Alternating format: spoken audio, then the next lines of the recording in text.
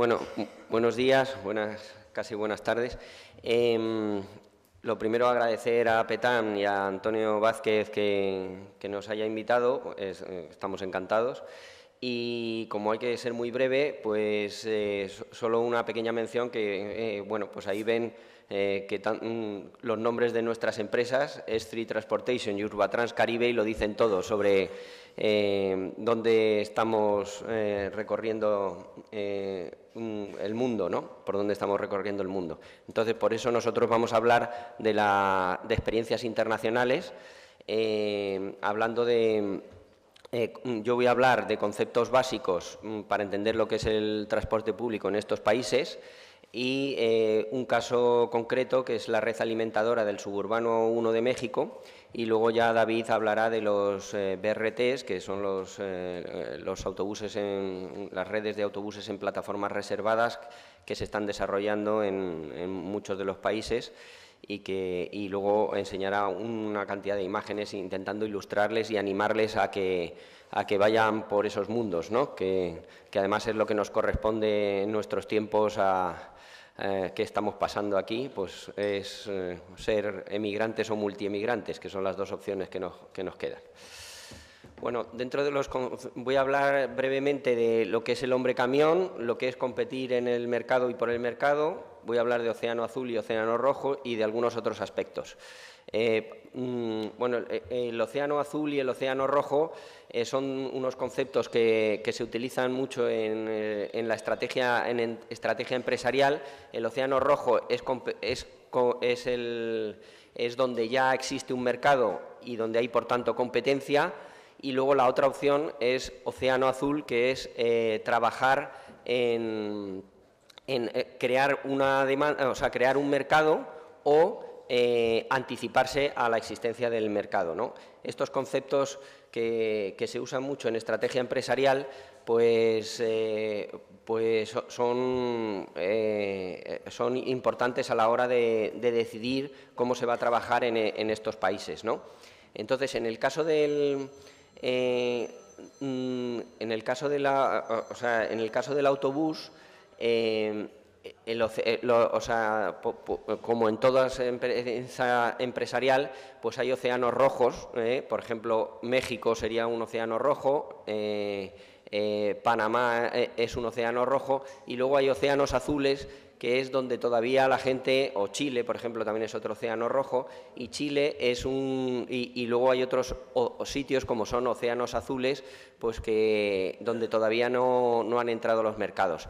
Esos mercados son los que quizá en estos momentos hay que trabajar sobre ellos para pensarse en cuáles pueden ser, ¿no? Y en esa línea de elegir cuál es la estrategia que se puede utilizar en estos países, hay un concepto que es muy diferente y que lo vamos a ver cómo funciona especialmente en América Latina y en otros países como de Asia, ¿no? Y es de África, más bien. Es el concepto de regulado o no regulado. Nosotros estamos acostumbrados a un mercado regulado en que lo que hacemos es competir por el mercado. Una vez que presentamos ofertas, ganamos la concesión, y entonces ya a partir de ahí estamos trabajando en exclusividad. Esto es lo que llamamos competir por el mercado. Pero en América Latina lo que hay mucho, digamos, es llevado al extremo lo que el concepto anglosajón de la liberalización y la desregulación. Pues esta es máxima. Entonces, para que ustedes lo conozcan,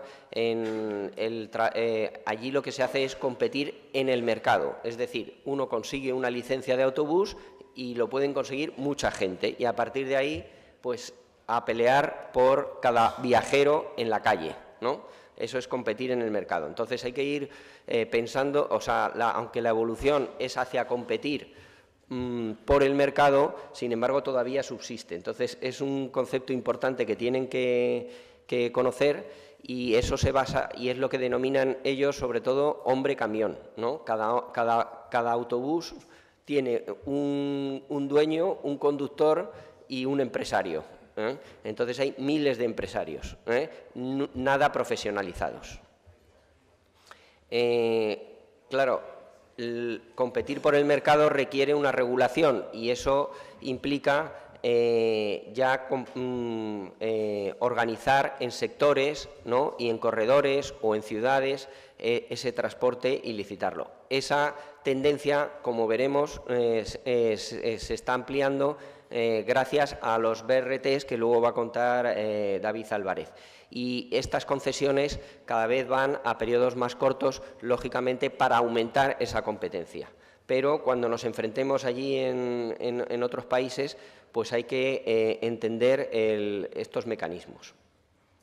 Por otra parte, otro de los problemas que hay en estos países es que el transporte público, y en parte también nos ocurre aquí, pero el transporte público es lo que en microeconomía se llama un bien inferior en vez de un bien normal. ¿Qué es un bien inferior? Pues un ejemplo de bien inferior, para que lo entendamos todos, es el cerdo blanco. Cuanto más riqueza tenemos, menos lo comemos. Entonces, ¿qué es lo contrario del cerdo ibérico? Que cuanto más riqueza hay, más se consume, ¿no? Eso es lo que pasa con el transporte público. El problema en estos países emergentes es que es de tan escasa calidad que en cuanto evolucionan y crecen, como está pasando en estos últimos años, que toda la zona asiática y toda la zona de América Latina ha crecido mucho, están abandonando el transporte público porque no tiene calidad, los que van creciendo económicamente. Y eso les va a llevar al colapso, porque antes decía el concejal lo de la tendencia a la aglomeración en las ciudades. Bueno, si esto nos parece a nosotros aquí, allí son todo megaciudades, son ciudades de 10 millones de habitantes en algunos casos, o de 20 como Sao Paulo, por ejemplo, o Distrito Federal con el Valle de México, ¿no?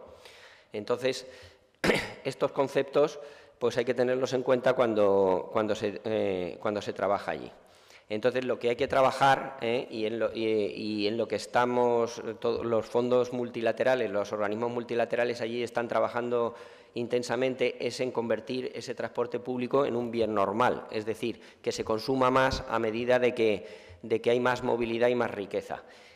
Para ello, pues, se trabaja en ahorrar el tiempo, y no me extiendo aquí más porque vamos a hablar de BRTs, y en el aprovechamiento del tiempo, la comodidad de viajar y la seguridad, que allí no está tan valorada como en nuestro entorno. Bueno, las soluciones van por la línea de carriles reservados, política de aparcamientos y calmado de tráfico. O sea, no funcionan las soluciones, como saben, solo actuando y mejorando la calidad del transporte, sino además hay que actuar sobre el transporte privado para estimular el uso del transporte público. La tendencia, evidentemente, es a la gestión privada, por lo que creemos que hay una oportunidad grande en el mercado, que además en el caso de Latinoamérica es muy cercano al español por el idioma, etcétera. Las integraciones tarifarias están aumentando y siendo como la motivación para actuar. Hay que trabajar en el usuario no cautivo, ese que puede elegir, ¿no? Entonces, esa es la clave.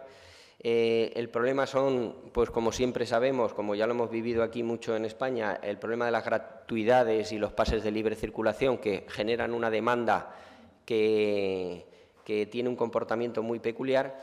Y luego, de la estructura de costos, querría decir que mientras que aquí en España, y lo hemos visto con la presentación de Ainhoa, el coste de personal es la parte más importante de la estructura de costos, como dicen allí, por ejemplo, en América Latina, curiosamente, dado que los salarios son muy bajos, ¿no?, como ocurre también en otros países de Asia y África,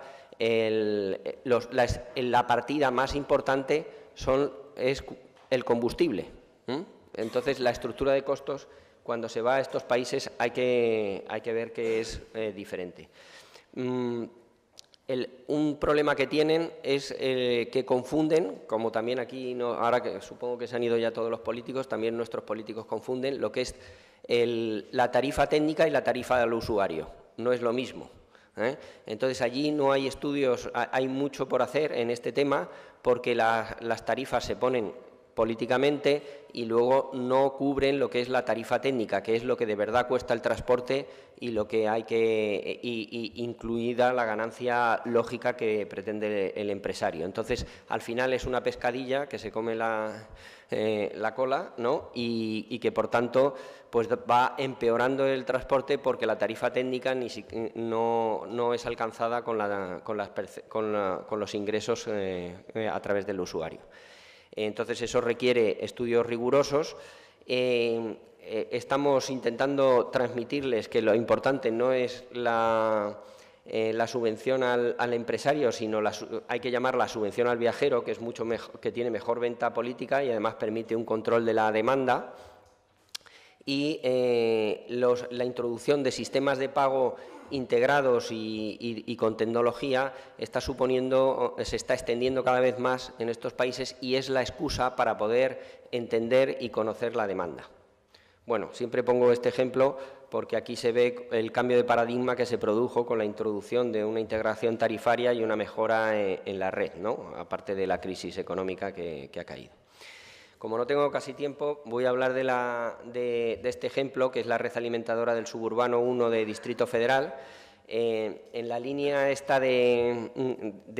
Distrito Federal de México, la capital de México tiene 10 millones de habitantes, más otros 10 en lo que es el entorno metropolitano, o sea, un total de 20 millones.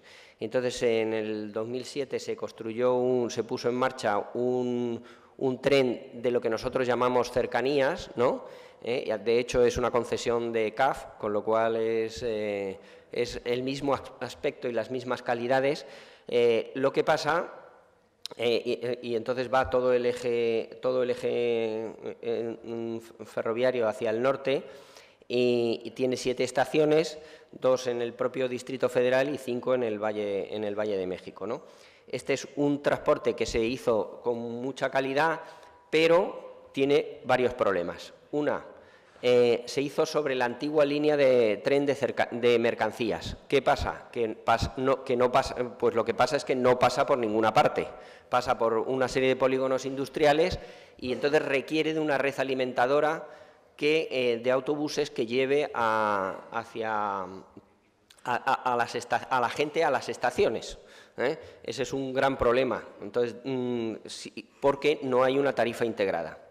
Las estimaciones de la demanda pues fueron voluntaristas. No sé cuántos estudios se hicieron, pero al final resulta que todos esperaban 350.000 viajeros diarios a un precio de 15 pesos, que eso equivale a 1 euro, y eso en México es mucho dinero, sobre todo porque la gente, ya que no hay tarifa integrada, tenían que pagar también la red alimentadora que les llevaba allí. Entonces, bueno, con lo cual, en definitiva ha sido una mala estructuración financiera y es un ejemplo de participación pública o privada en quiebra técnica, ¿no? Y aunque las soluciones eran bastante fáciles de hacer y claras, ¿no?, como la integración tarifaria, etcétera, pues no ha habido valentía en ese sentido para desarrollarlo. Y seguimos estudiando. De hecho, nosotros hemos hecho el estudio de la reordenación de la red alimentadora y ahora es posible que, en teoría, si nos hacen caso, se licitará por paquetes de concesiones por cada una de las estaciones y sectores, pues unas diferentes organizaciones. Y creo que ya está. Pues así dejo paso a David y cumplo el programa de tiempo y no me extiendo más. Gracias.